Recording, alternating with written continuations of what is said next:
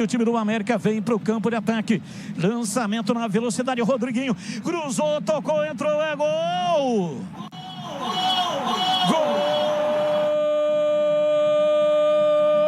Gol do América!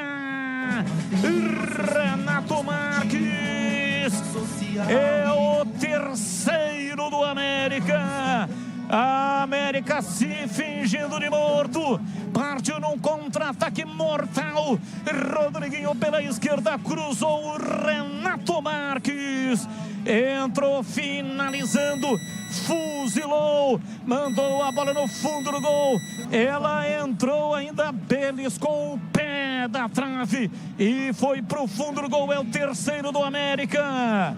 América 3, Guarani 0. E o detalhe no gol a seu Vladimir Catarino. Você acabara de dizer, né, que o América parecia não querer nada com nada. Quando deu uma acelerada, chegou ao terceiro gol. Lançamento do Rodriguinho, lá da esquerda, fez o cruzamento para dentro da área. Um toquinho maroto do Renato Marques, matando o goleirão da equipe do Guarani. Terceiro gol dele no campeonato, terceiro gol do América no jogo 3-0. E muda o América agora, Batista,